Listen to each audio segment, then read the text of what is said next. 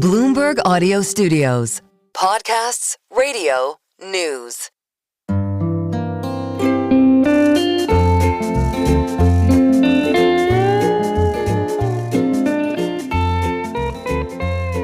Hello and welcome to another episode of the Odd Lots podcast. I'm Joe Weisenthal. And I'm Tracy Alloway. Do you think you and I are going to start getting checks because they struck down the tariffs, right? And according to economists, consumers pay the tariff. So if consumers pay the tariffs and they strike down the refund, shouldn't we get the money?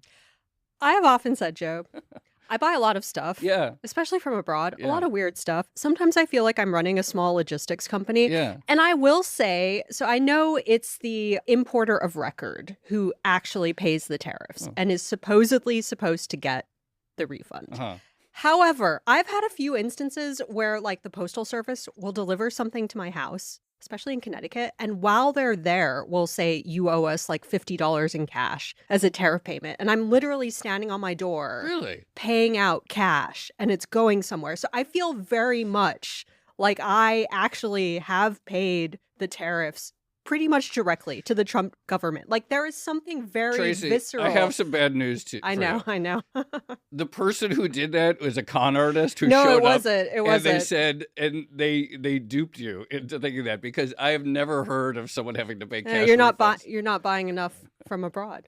No, it's definitely true. I got the bill online, and then Wow. you can either pay online or you can pay the postal guy in I've cash. never heard It's of that. very strange. I've never heard of that. Anyway, everyone wants their money back. How that's going to happen, what the time frame is, there's going to be major court fights. There was an article in the Wall Street Journal this morning, and it said that the scale of the suits to recover it is going to be, quote, the same level as at asbestos levels, which famously was, multiple decades of lawsuits. Also gave birth to an entire portion of the legal industry. right. Lots of mesothelioma lawyers out there. Some time later, I'll tell you, I was briefly part of that industry as a data collector for it. Oh, And that's then- interesting. Yeah, it's fun. Anyway, we got to figure out how it's all going to happen, because we know all these big companies, they want their money back. Of course, there's new tariffs already in the Trump administration. After losing one tariffs, they're like putting in a different one. That's probably going to have court fights, et cetera. We also know that there was a popular secondary market in claims that Wall Street banks were facilitating. And so this is going to be a mess. It's probably going to stand for years. We got to figure out how companies are actually in the process of getting their money back, and whether they'll ever see it or whether it'll all go to the lawyers. Well, this is the other thing. I know you and I live in perpetual fear of paperwork and bureaucracy. Yeah, and this in particular just strikes me hate- as like the biggest nightmare of paperwork and bureaucracy. Oh, I hate For paperwork. some of the tariffs, you're like calculating them by like the proportion of like the tariffed item in the thing you're In the buying. full- So like steel and aluminum, how Yeah. much of this thing is actually steel? It just seems like a nightmare. The whole thing of customs seems like a nightmare, still very antiquated.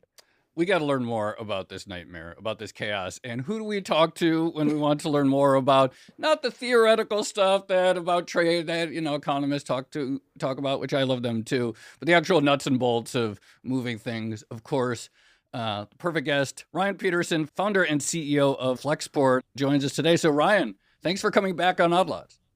It is great to be with you. And Tracy, that person may have been an impersonator of a postman, but it is illegal to impersonate a postman. I tried to be one for Halloween, and you can't buy a postman's outfit. I had to Really? borrow one. Oh, that's I interesting. made friends with the mailman, and he gave me his to borrow, but he was like, I will get fired if anyone finds out. Guys, So- I'm just going to be very clear. It wasn't a scam. The guy had my package. I had the bill. I've received the package. Customs isn't going after me for unpaid bills. It's just weird. It's weird, but I think it speaks to like a lot of Americans will feel like they have paid these tariffs extremely directly. All right, Ryan, let's just start big picture. You work with a lot of companies, et cetera. February 26th, what are they all up to right now? Everybody wants to figure out if they're going to get a refund. That's the big question. And if so, when and how. And what we've been telling you, so Flexport is one of the bigger customs brokers in the United States, and I think the most automated one, the best systems for calculating this stuff and all that. That's the only sales pitch I'll do here. But It's allowed. So that is the giant question. And then they also want to know, hey, can I sell this now? You mentioned the secondary market. The very interesting fun fact there is that those were trading at about 25 cents on the dollar 3 weeks ago. And it went to 52 cents on the dollar on Friday, or the same day of the Supreme Court. Markets move very fast on this stuff. So a lot of the companies I talk to, in the last week have said, the CEOs had said, yeah, they would sell at 70 cents on the dollar today, and they're considering it at 52 cents. So I think that market's really going to heat up. But yeah, those are the big questions to ask. And I do have opinions. I believe I have a very high degree of certainty, like bordering on certainty, conviction bordering on certainty that there will be refunds. And I don't think it's going to take that long. I think you're going to see refunds this year.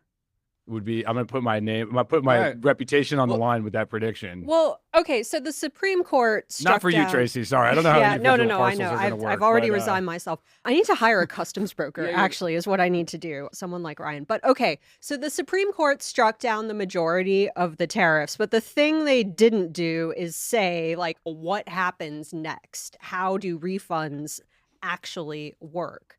Do you get a sense of, like, did they have any idea of how it should work that they just didn't say? Or, like, they're just leaving it open to who exactly to decide the process of how this actually happens? Yeah, so a little backgrounds here. So this started as a case in the Court of International Trade, which the administration lost. It then went to the appellate court, which is the level below the Supreme Court. In the appeal there at the appellate court, the plaintiff, this company called Voss something, but I forget, I should know the name, but the plaintiff is a small business that was suing it, and they actually asked for a stay, an administrative injunction, a stay to say, hey, you have to stop collecting these tariffs while this gets worked through. You lost the case, you need to stop now. And the DOJ in that appellate court filed a motion that said, if we lose this case, if the government loses this case, there will be refunds. Like, that's from the DOJ. They filed the motion. You can read it in the docket. They then lost the case there. It went to the Supreme Court. They lost again. The Supreme Court has sent it back down to the original first court, the Court of International Trade, and said, okay, you decide if there's, how the refunds are going. Well, they didn't say anything about refunds. It just goes back to them.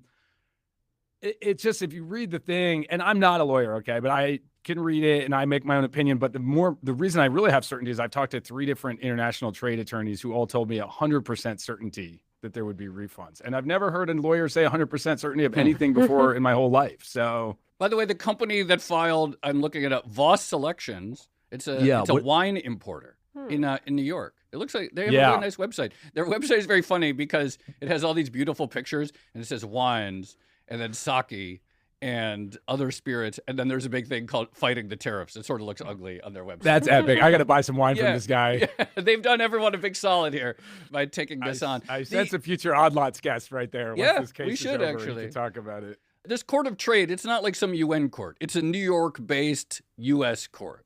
Yeah. It sounds like it would be like the WTO or something like that, but this is a local. No, it's a U.S. court where they send these types of cases. In fact, there was another case that was brought in the D.C. Circuit Court, and they bundled them together into the Court of International Trade. Now, currently, there are over 2,000 cases before the court challenging IEEPA.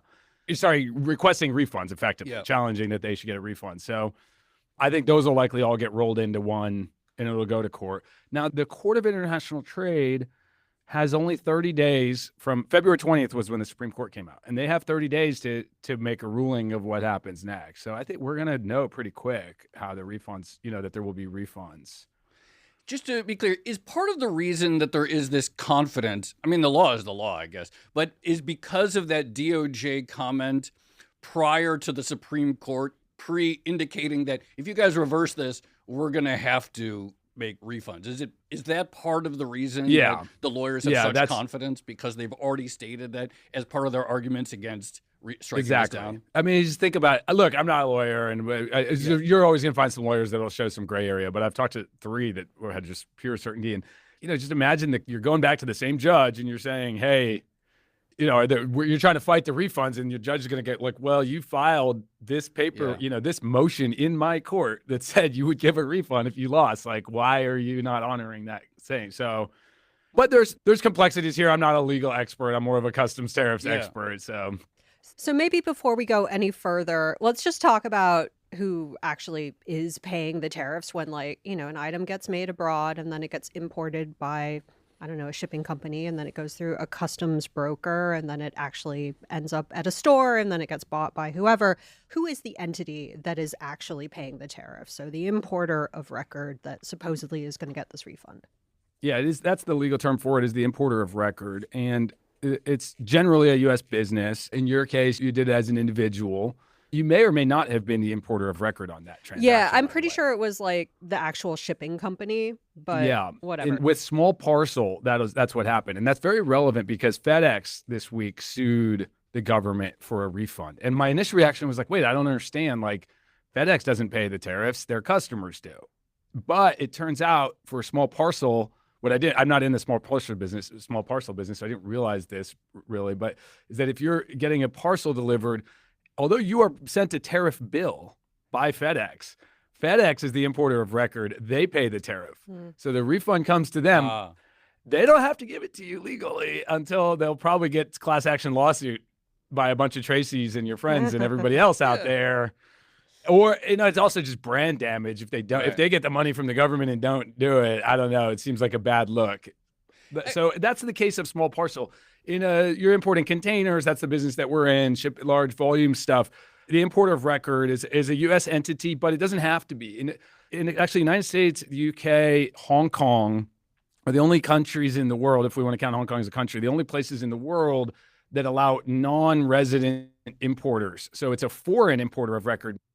Until April of last year, that was about 9% of U.S. trade. Since April, it went to 20%. It's been an explosion of companies. 11% of trade flipped to where the foreign company imports it. And so actually about 20% of the refunds, I don't know in dollar value, but 20% of the companies getting a refund will be foreign companies. And that nothing is going to piss Trump off worse than that. Yeah. We're literally going to wire this money overseas. Can you explain what changed since Liberation Day such that it made sense for a lot of foreign companies to establish themselves as importers in the U.S.? Yeah, so what changed was a massive incentive to commit fraud. And if you're a U.S. company that was buying goods from overseas, you have to pay the tariffs, right? And you declare your goods, you pay the tariff as a percent of the value of those goods. If instead you say, hey, I'm just going to buy the goods in the United States from my factory, and they'll take care of the tariffs. And that foreign company can just undervalue the goods and say, hey, this thing that, it's actually only $10,000, not $100,000. And you just reduced your duties by 90%. And the U.S. companies are doing this en masse and washing their hands and saying, hey, I didn't know any better. I didn't know I don't see any of that. I'm just buying the goods from this foreign company and it's not my problem. And so we've seen a huge explosion of that. And all those people are not, those U.S. companies, by the way, they don't import anything, so they're not getting any refunds at all, and I don't feel bad for them. Yeah, you got to imagine when you have something like these tariffs come into play, you're going to see some creative work around. Creative, for listeners, with air quotes around there. Yeah, and where we started, Tracy, was you were talking about an individual case where you actually bought something from abroad, but of course the massive things is, hey, you just buy it domestically from a company. They did raise their prices for the tariffs in a lot of cases. You're not going to get any refunds. But the really interesting shakedown that's happening is, okay, let's say you actually are a wholesaler and you sell to Walmart, Target, these types. Your tariffs went up, you raised prices. Walmart, I talked to a company last night who's a big seller on Walmart, wholesaler to Walmart. And they said Monday morning, Walmart called and said, hey, we need to talk about this tariff refund how we're going to get. Because they don't have a legal obligation to give money to Walmart, but Walmart also doesn't have a legal obligation to keep carrying their product in the stores. Right. So there's some influence they could exert. Actually, this reminds me. So one of the things I was wondering, and again, this comes from my personal capacity of bringing strange items into the U.S., but I bought like an antique box recently. And antiques, I'm pretty sure, are supposed to be exempt from the tariffs. But I still got slapped with a tariff charge because the exporter, the person sending it to me, did not label it as an antique. They labeled it as box, which was it was a box within a box. It was very annoying. And so it got a big tariff. How much flexibility do importers in the U.S. have over like the actual labeling of the items that they're bringing into the U.S.? Is that one way that you could potentially, try to lower your tariff burden? Fraud advice from Ryan Peterson. It is illegal. So each product has one and only one harmonized classification. We call it harmonized schedule code. It's a classification. That said, it is not always obvious what the right one should be, and there's a whole art of classification. It's a very difficult, but it's illegal to choose your classification based on duty rate. You got to choose it based on what's correct.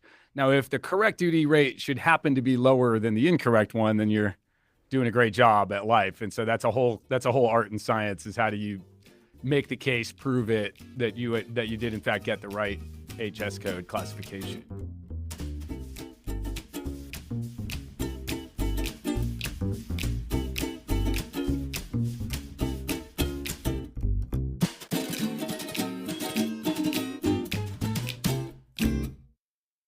I want to talk more, obviously, about the logistics of the next several weeks and months about how this is going to be. But just in terms of maybe not necessarily fraud per se, although that was very interesting. What else have you seen basically since last April in terms of companies rerouting any of their, what are the big trends in terms of restructuring the direction of the supply chain? Because part of the question, to my mind, is going to be with ongoing uncertainty about the future of tariffs, and there's already a new tariff, and Trump may try to restore the old tariffs in aggregate through other means and so forth.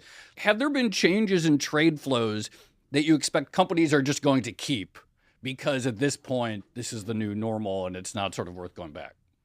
For sure, lots of manufacturing has been moving towards Southeast Asia and Latin America are kind of the two big winners. Turkey, a few other locations where you're seeing stuff that can move.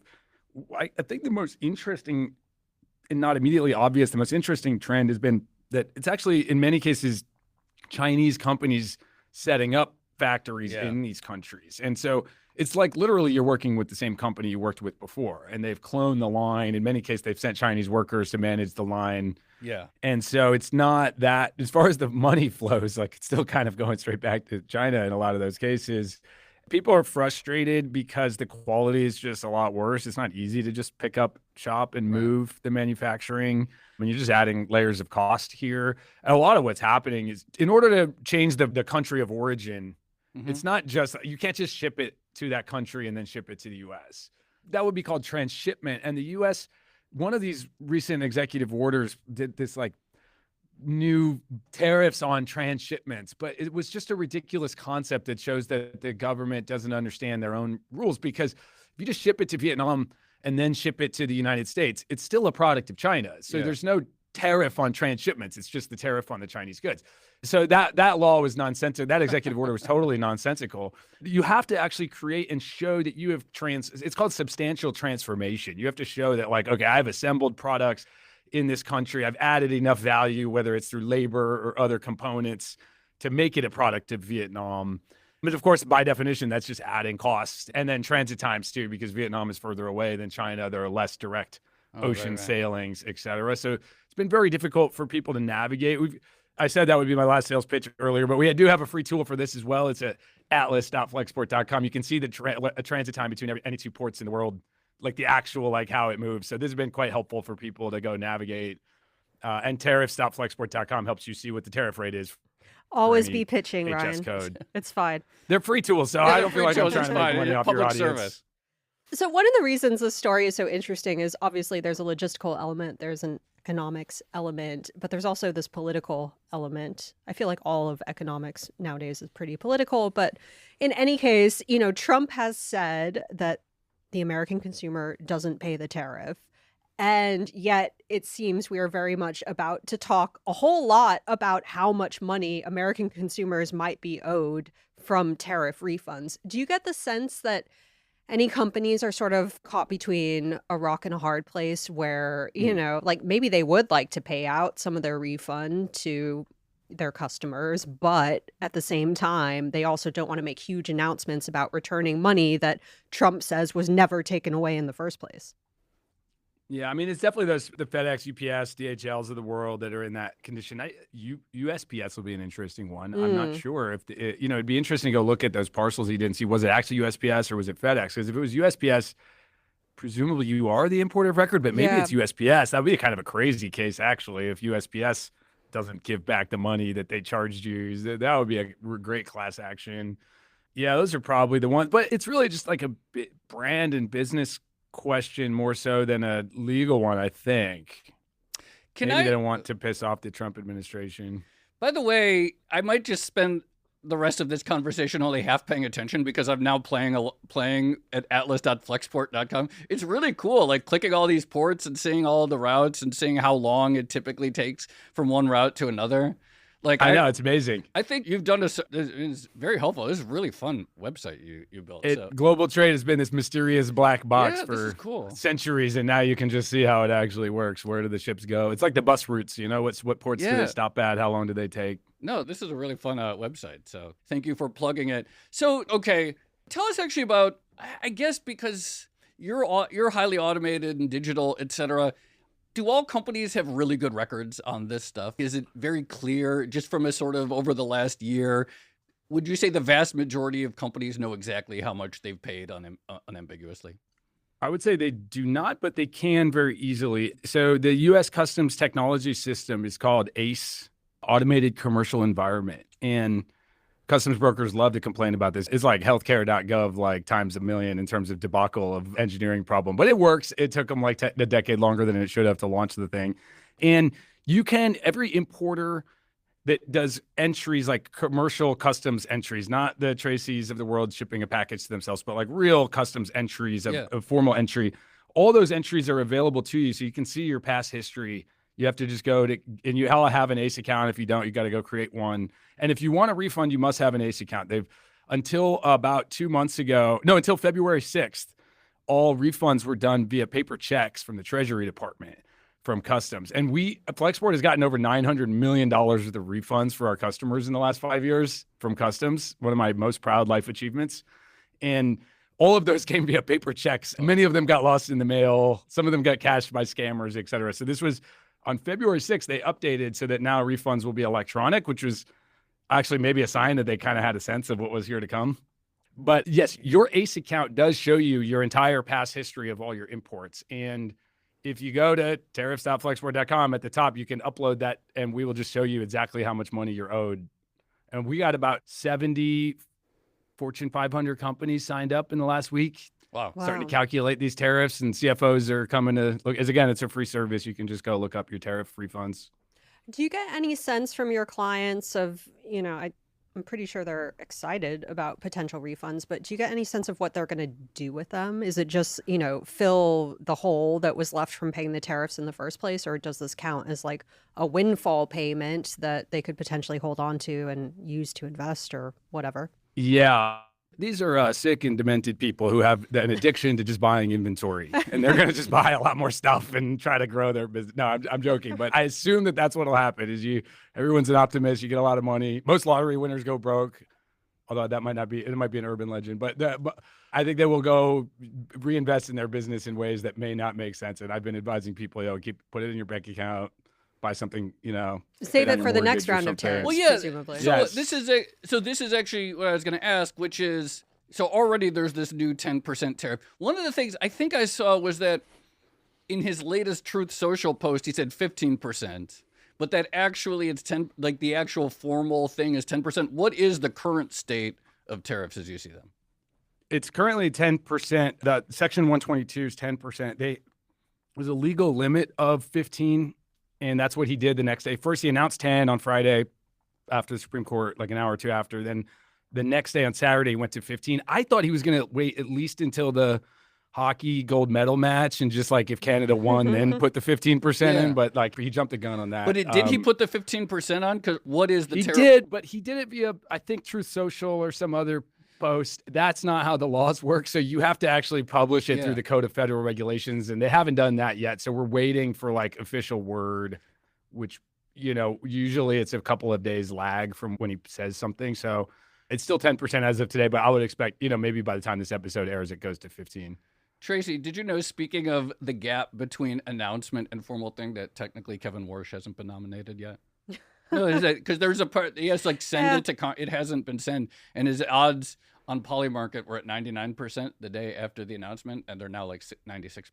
So people are wondering what's up with, anyway, just throwing that out there. I should just say we're recording this on February 26th because, again, all of this stuff seems to change day by day, if not hour by hour. So that's the disclaimer. It's very fluid. And the Section 122, it's the Section 122 of the Trade Act of 1974. And that's what gives that's one of the several tools. I would say that Trump probably He lost IEEPA in the Supreme Court. He has at least 4 other acts of Congress that have delegated a tariff authority to the president under certain conditions. IEEPA was the one that they never been used before for tariffs, always for sanctions and outright bans on trade. The reason they liked it, it was under their interpretation, it gave them blanket authority just to do what they wanted whenever they wanted on demand. Like he could just wake up in the morning and just like, you get a tariff, you look at him the wrong way and you get a tariff. That seems like it was in Switzerland specifically, right? Didn't he say specifically he was just annoyed? Or I forgot. Yeah, it wouldn't surprise me. Exactly. What you're describing was not actually a hypothetical. No, I mean, that was basically what he was doing. Canada a couple of times, et cetera. So the other ones they have much more formal mechanisms that will require like the Commerce Department or USTR to do do something and go run a report, go demonstrate that in fact, this country and this sector are being anti-competitive and they're doing something and then punish them. Now, 122 is the one that he put in. It has relatively blanket authority, but it has 2 limits on it. One is that it's a maximum of 15%, which we just talked about. And the other is that it's a maximum of 150 days. And that'll go until July 20th of this year. And so then what you should expect is like between now and July 20th, that he'll be using these other mechanisms, of which there's Section 301. That's the famous China tariffs from his first term, were Section 301 tariffs. Those have not been challenged. He's been able to maintain those. And then Section 232, and 232 is on national security grounds. That's what the steel and aluminum tariffs have come in on. That's not getting challenged, or if it has, they won the case or will win the case. It's reasonable to say that steel and aluminum are not important from a national security perspective. However, he also used Section 232 to impose furniture tariffs on national security grounds. And I think that's a little bit of a stretch, personally. Comfy couches are a security issue, I would argue. I imagine on July 20th, what's going to happen is we'll have like a 1-day tariff jubilee or a 15-minute tariff jubilee, and then they just get re-extended for another 120 days, right? That was my prediction. I think I talked to a couple of trade lawyers about that prediction, and they told me that, yes, he might do that, but there's no way that would hold up in a court. So, oh, interesting. Okay. It's one thing what Trump does versus what a court finds to be legal. We'll find out.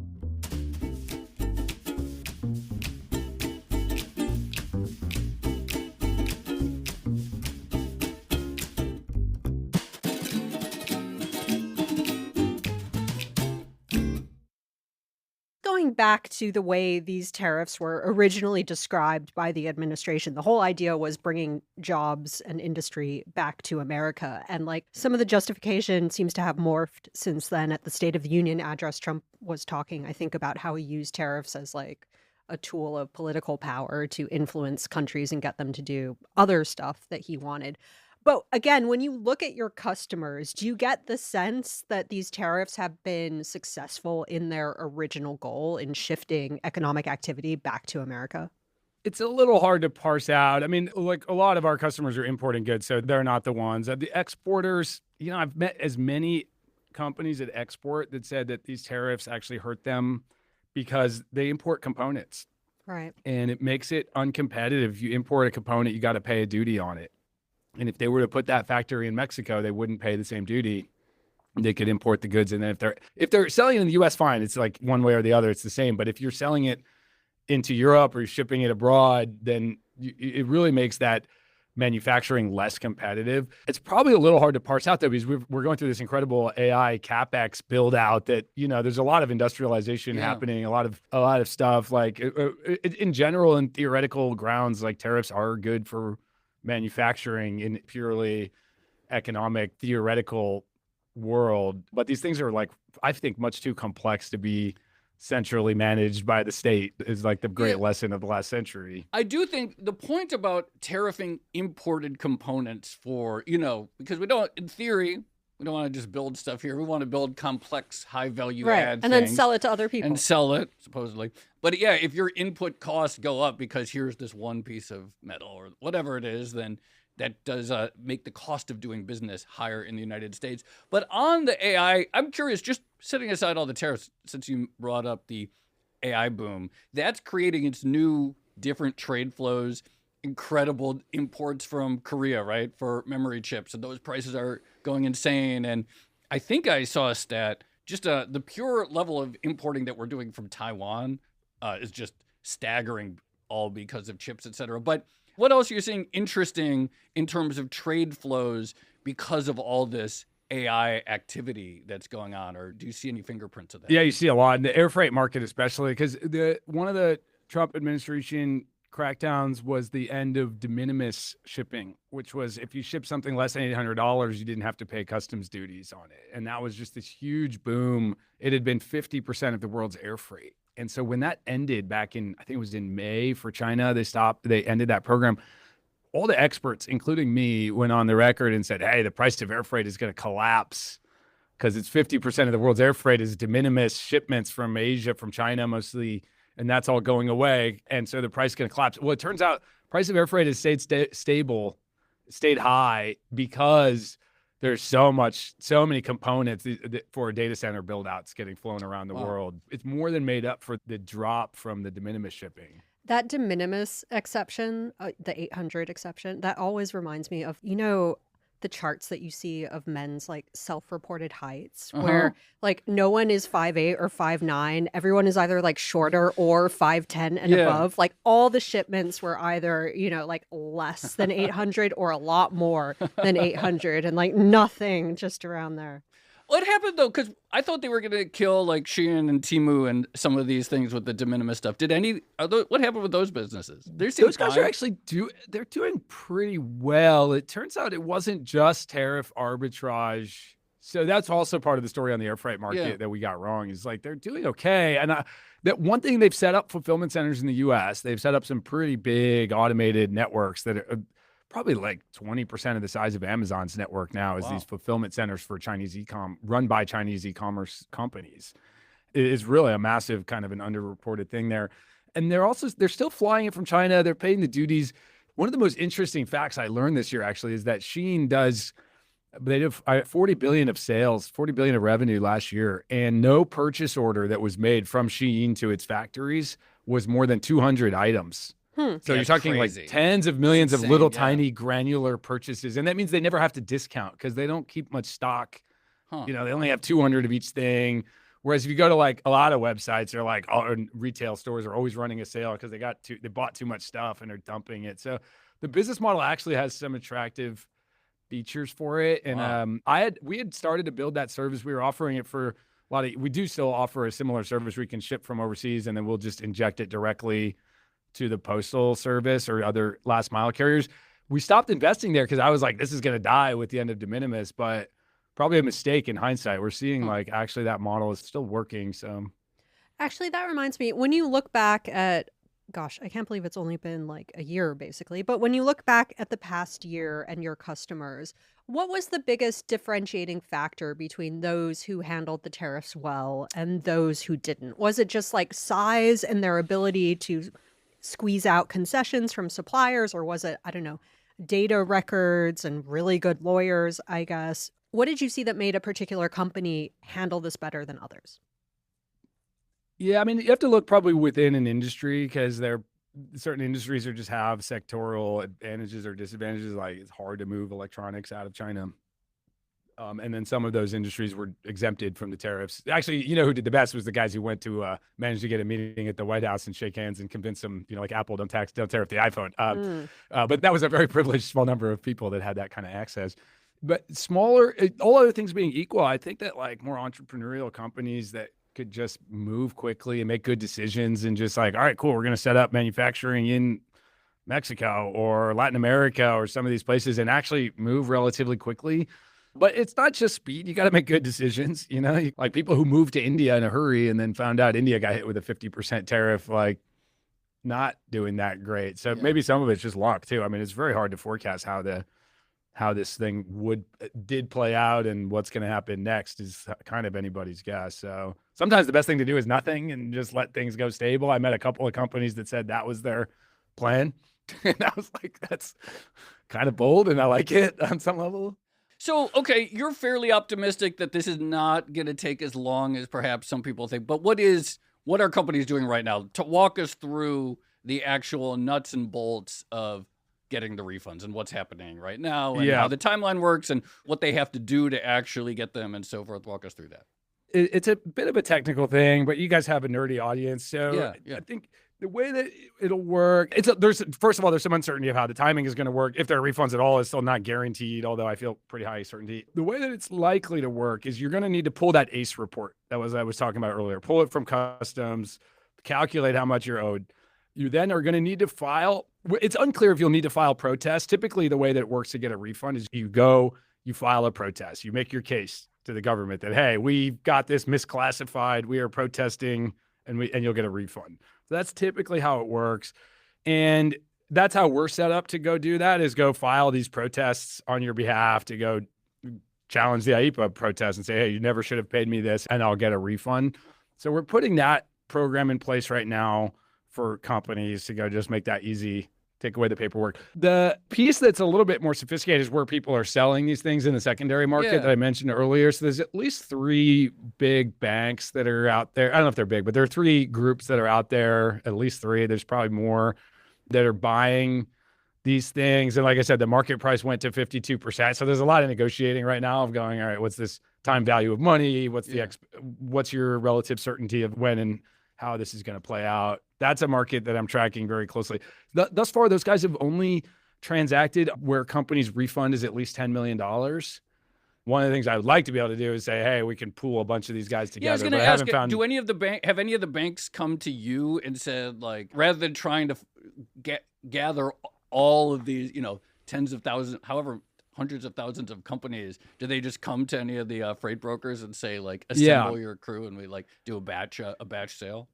Yeah, until last Friday, we've talked to all of them. Until last Friday, there was just a little too much uncertainty for us to put in the effort and to build the thing. We built a calculator. That's why we were able to go live with the calculator, the same day as the refunds went live, because we've been building that.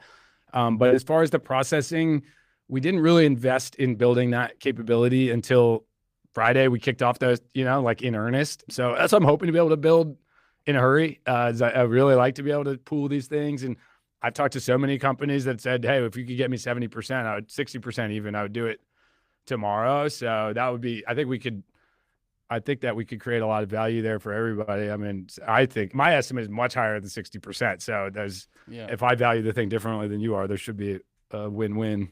Well, this is what I was going to ask. So just to be clear, those claims on tariff refunds are trading at 50 or 60% at the moment, but we are expecting the full refund amount to actually come back, right? There's not, plus legal fees, I think. Well, I don't know about legal fees, but plus interest. You're supposed to get 6%. I think 6% is the current rate on that, 6% annualized. So yeah, now we say we are expecting, that's me and my team and some lawyers I've talked to, but the brands probably aren't expecting it that high, or else they wouldn't sell it for 60%, or they need the money right now. What would be the justification for not getting the full refund? If they're illegal, the totality is illegal, right? Well, the full refund would come, but in that case, they would go to the person who bought it from you, not you. So it's just a time value of money and an uncertainty question that someone's willing to take a lower rate. But yeah, personally, I think if you sell it for 60%, you're probably leaving money on the table. Just wait a year. I mean, 40% for a year is a pretty good return. Should set up a little side hedge fund, a little side pocket. Joe, I'll sell you my tariff refund claims. All right. I'll maybe we'll do a little trade here and write about it. Ryan Peterson, thank you so much. Great to catch up with you. I'm sure there will be more opportunities in the coming months and years ahead of all this. But thanks for coming back on Odd Lots. It was great to be here again. Thank you. Thanks, Ryan.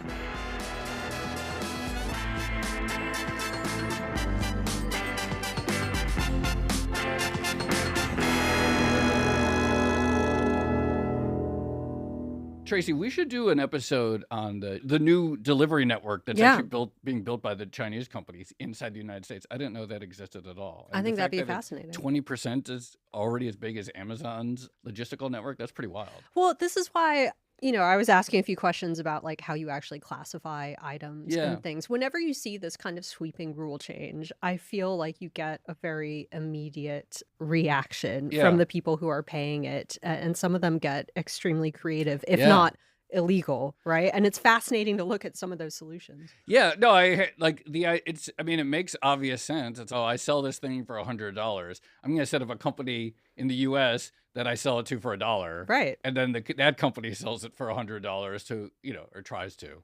That's business. It's also illegal. It's business. No, it's But the just fact that you business. see it's like that it shows up in the data, right? That Yeah. there's like all that a foreign company can theoretically apply for the refund and et cetera, or can establish, what was the importer of Record. That a foreign company can establish itself as the importer of record. And that it shows up in the data like that shows how much creativity was underway since Liberation Day. I mean, just from a broader macro perspective, and I know Yeah. that wasn't the focus of this episode, but maybe we'll do one at some point. It is going to be really fascinating to see what refund recipients actually do with that money, right? Yeah. I feel like if you're a corporate analyst at the moment, or if you're an investor, like it's going to tell you a lot about the direction of that particular company, what they do with that money. I think a big question is just going to be how many announced sales or something, because like there's going to be some pressure to refund money to consumers, Yeah. right? And it'll be interesting to see if any do some sort of nominal rebate of some sort. I mean, obviously they're not legally obliged to, but I think a lot of people, it's going to really annoy people especially if there are categories where it's obvious that consumer prices went up because of the tariffs, or if companies in some cases may have, we're putting a tariff surcharge on you, right? And they might have spelled it out on some sort of bill. Well, they probably did, because they don't want to be seen to be raising prices. So if you were the type of company that's like, look, we didn't want to raise prices. We just have to. So we're telling you that part of this $50 that you paid, X amount, is a tariff surcharge that we're applying. They better give you a refund. Otherwise, that's going to be really annoying. I guess And not we just will annoying. find out. It's like a de facto windfall for them. Well, you know who handled it pretty well? Go on. All things considered, at this moment in time, it seems like they handled it pretty well at Costco. Because I think they explicitly said they weren't going to pass on the tariff charges to customers. They were just going to like eat the loss, but also file suit against the Trump administration saying the tariffs are illegal. And so now, they get the refunds. They don't have to like actually pay them back to customers, but they don't take the brand hit from not doing that because they never charge them anyway. They say they never charge them, but in theory, they could have held a price steady, and maybe in the alternate universe, the prices would have come down, right? So sure, we'll see. Anyway. At least I'm saying from a PR perspective, it was a good play. Yeah, totally. I'm only saying that because I'm a big fan of the giant Spanish hams that you can get at Costco, which were presumably tariffed. I guess, but this is the first year I ever bought a Costco ham, so I can't tell you. Was it good? It was so good. Yeah. I can't tell you what it was the year before, if it actually went up. But can I tell you a little life hack for the people that are still listening to the very end of the conversation? If you ever like show up at a party and you bring a Spanish ham, people will just love you. And like, they're a couple $100 or whatever, but there's a lot of food in the Spanish ham. And if you're the guy who shows up at a party with a big Spanish ham on the spit or whatever it is, like that, you'll be the life of the party. It is a very strong move. A friend of mine did that and everyone loved him. I think that's an excellent idea. I bought my husband one for Christmas, and I will say I think it lasted us like a good 3 weeks, and we ate a lot of ham. And you just leave it out there, right? Yeah. Like No, it's great. Yeah, they preserve very well. Some cheese and ham for dinner for like 3 weeks. You just keep carving at it. It's value for money. It actually is. All right, shall we leave it there? Let's leave it there. Okay, this has been another episode of the Odd Lots podcast. I'm Tracy Alloway. You can follow me at Tracy Alloway. And I'm Joe Weisenthal. You can follow me at The Stalwart. Follow our guest, Ryan Peterson. He's at Types Fast. Follow our producers, Carmen Rodriguez at Carmen Arman, Dashiell Bennett at Dashbot, and Cale Brooks at Cale Brooks. And for more Odd Lots content, go to Bloomberg.com/oddlots. We have a daily newsletter and all of our episodes. And you can chat about all of these things 24/7 in our Discord, discord.gg/oddlots. And if you enjoy Odd Lots, if you like it when we talk about Spanish hams and the tariffs, then please leave us a positive review on your favorite podcast platform. And remember, if you are a Bloomberg subscriber, you can listen to all of our episodes absolutely ad-free. All you need to do is find the Bloomberg channel on Apple Podcasts and follow the instructions there. Thanks for listening.